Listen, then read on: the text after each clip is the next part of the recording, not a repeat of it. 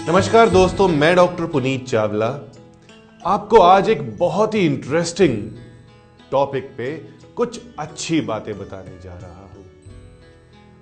आपने सुना होगा और मैं भी आपको बता रहा हूं कि नौ ग्रह अगर आपके फेवर में होते हैं तो आपकी जिंदगी बदल जाती है, और अगर इनमें से इन 9 ग्रहों में से किसी भी एक ग्रह की टेढ़ी नजर आपके जीवन पर पड़ जाती है तो समझ लीजिए कि आपका सौभाग्य दुर्भाग्य में बदल जाता है। आपकी शादी नहीं हो रही है तो आप कोशिश करते हैं कि आप अपने किसी ग्रह को देखें कि कोई कुदृष्टि तो नहीं डाल रहा। बच्चे नहीं हो रहे हैं, संतान सुख नहीं मिल रहा, तब भी आप 9 ग्रहों की स्थिति को ढूंढते हैं, उनकी चाल को समझने की कोशिश करते हैं किसी विद्वान के जरिए। यानी कि आप 9 ग्रहों को अपना मित्र बनाना चाहते हैं, अपने फेवर में करना चाहते हैं। बहुत से उपाय आपने किए होंगे, कोई टोने टोटके, कुछ नदी में बहाना, बहुत सारी चीजें, दान भी आप लोग करते होंगे, क्योंकि इन सब चीजों से हो सकता है कि आपको विश्वास है कि आपके ग्रह आपके फेवर में आ जाए। लेकिन दोस्तों, क्या आपने कभी सोचा कि कुछ आसान उपाय और वैदिक तरीके से उपाय करके आप अपने जीवन को सुखी बना सकते हैं?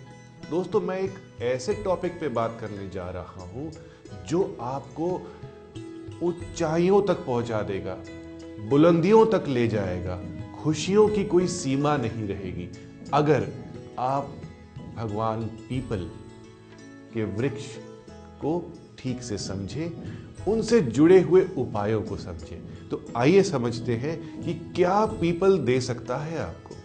दोस्तों, अगर आप एक साथ सभी ग्रहों की कृपा पाना चाहते हैं तो शनिवार वाले दिन पीपल के वृक्ष के पास जाकर के उसकी जड़ में आपने गाय का दूध, उसमें जल मिलाकर के, काले तिल मिलाकर के, चंदन का तिलक करके अर्पित करना है और सच्चे मन से प्रार्थना करनी है कि सभी ग्रह आपके ऊपर कृपा बरसाएं। जल चढ़ाने के बाद आपने कुशा का आसन लगाना है पीपल के वृक्ष के नीचे, गाय के घी का दीपक जलाना है और प्रार्थना करनी है। यह तो मैंने आपको बताया कि आप सभी ग्रहों को कैसे एक साथ प्रसन्न कर सकते हैं, लेकिन सबके जीवन अलग अलग है दोस्तों। किसी की कुछ इच्छा है, किसी की कुछ इच्छा है, किसी की कोई प्रॉब्लम है, किसी की कोई प्रॉब्लम है। तो कैसे अपनी इच्छाओं और प्रॉब्लम्स को ठीक करने के लिए आप पीपल की पूजा कर सकते हैं और उनसे जुड़े हुए उपाय कर सकते हैं, मैं आपको बताऊंगा। दोस्तों, पुण्य प्राप्त करने के लिए आप बहुत से तीर्थ करते हैं, हजारों किलोमीटर की यात्रा तय करते हैं और बहुत ही प्राचीन मंदिरों में जाते हैं, उपवास करते हैं, बहुत कुछ करते हैं। लेकिन हमारे शास्त्रों में एक बहुत ही अच्छा उपाय लिखा हुआ है पुण्य प्राप्त करने के लिए कि पीपल का वृक्ष आप रोपण करें, उसे लगाएं, उसे पाले पोसे, यानी कि उसे जल अर्पित करें, उसकी देख रेख करें। लेकिन क्या आपको मालूम है दोस्तों कि गलत दिशा में पीपल का वृक्ष लगाने से आपको बहुत ही हानि हो सकती है। दोस्तों, पुण्य कमाने के लिए या पितृदोष दूर करने के लिए आप बहुत ज्यादा मेहनत करते हैं, बहुत लंबी लंबी यात्रा करते हैं और प्राचीन मंदिरों में जाते हैं, तीर्थ करते हैं। आपने बहुत कोशिश करी लेकिन फिर भी आपको सक्सेस नहीं मिल रही है। शास्त्रों में लिखा है कि पीपल का वृक्ष लगाने से आपको बहुत पुण्य मिलेगा और सभी पितृ दोष दूर हो जाएंगे। लेकिन क्या आपको मालूम है कि गलत दिशा में पीपल का वृक्ष रोपण करने से आप अर्श से फर्श पर आ सकते हैं, यानी कि आप बहुत परेशानी में आ सकते हैं। उत्तर पूर्व में अगर पीपल का वृक्ष है तो आपको बहुत ही ज्यादा नुकसान हो सकता है, बहुत ही ज्यादा तकलीफें हो सकती है। दोस्तों, पीपल का वृक्ष पश्चिम दिशा में होना चाहिए, वेस्ट डायरेक्शन में होना चाहिए। प्लांटेशन में भी वास्तु का बहुत रोल होता है। पश्चिम दिशा में पीपल का पेड़ होना चाहिए, उत्तर पूर्व में नहीं होना चाहिए। एक बात और मैं पीपल वृक्ष के रोपण से आपको बता दूं कि आप अगर किसी देवग्रह, मंदिर, देवालय में या शिवालय में पीपल का वृक्ष लगाते हैं तो समझ लीजिए कि आपकी तिजोरी अगर खाली पड़ी है तो वह भरने लगेगी, धन से भरने लगेगी। दोस्तों, संकट मोचन हनुमान बहुत ही प्रसिद्ध है कि उन्होंने भगवान राम के भी संकट दूर कर दिए। तो आपके संकट तो वो कुछ ही पलों में हर देंगे, लेकिन कैसे उनको प्रसन्न करें? पीपल के वृक्ष के नीचे जाएं, टूटे हुए पीपल के पत्ते लीजिए, उसकी माला बनाइए और आप किसी हनुमान मंदिर में जाकर के मंगलवार वाले दिन वह माला उनको अर्पित कीजिए, पहनाइए। इससे भगवान हनुमान, भगवान मारुति खुश होंगे और आपकी सारी तकलीफों को हर लेंगे। दोस्तों, सनातन धर्म में छोटा बच्चा भी हनुमान चालीसा को कंठस्थ कर लेता है। हर घर में हनुमान चालीसा का पाठ होता है और कहते हैं कि जहां हनुमान चालीसा का पाठ होता है वहां कोई तकलीफ नहीं होती।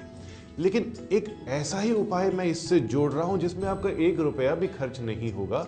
हर रोज पीपल के वृक्ष के नीचे हनुमान चालीसा का पाठ करने से आपकी सभी तकलीफें बहुत जल्दी दूर हो जाएंगी। लेकिन ध्यान दीजिएगा कि रविवार वाला दिन आपने छोड़ देना है। दोस्तों, सोमवार से लेकर के शनिवार तक आपने हनुमान चालीसा का पाठ पीपल वृक्ष के नीचे बैठ के करना है, तो समझ लीजिए तकलीफें दूर हो जाएंगी।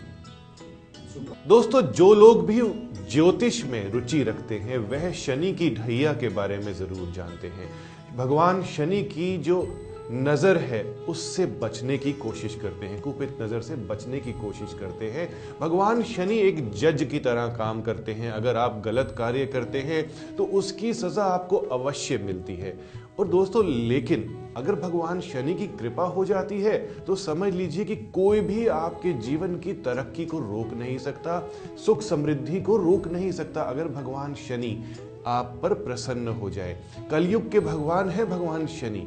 आप उनकी कृपा पाने के लिए, उनकी साढ़े सती को दूर करने के लिए अगर आप एक उपाय चाहते हैं, बहुत आसान उपाय, समय नहीं है, समय का अभाव है, तब भी यह उपाय आप कर सकते हैं। आप ऑफिस जा रहे हैं, बिजनेस में जा रहे हैं, एयरपोर्ट जा रहे हैं, कहीं जा रहे हैं, शनिवार वाले दिन आप किसी भी पीपल के वृक्ष के पास जाएं, अपने दोनों हाथों से पीपल के वृक्ष को छुएं, एहसास करें, अपने आप को फील करें कि भगवान शनि उस समय पीपल के वृक्ष में मौजूद हैं, आपको सारी तकलीफों से हर रहे हैं। आपके अंदर जितनी नेगेटिव एनर्जी है, भगवान जो शनि देव हैं पीपल के वृक्ष के जरिए आपकी सारी नेगेटिव एनर्जी को ले रहे हैं। ऐसा करने से आपकी तकलीफें दूर हो जाएंगी और जितनी भी शनि से रिलेटेड प्रॉब्लम्स हैं सब ठीक होने लगेंगी। दोस्तों, मैं आशा करता हूं कि आप पीपल की इंपॉर्टेंस को जरूर समझे होंगे और मेरे जितने भी बताए हुए उपाय हैं उसको जरूर करेंगे और अपने जीवन को सफल बनाएंगे। तब तक के लिए मुझे इजाजत दीजिए।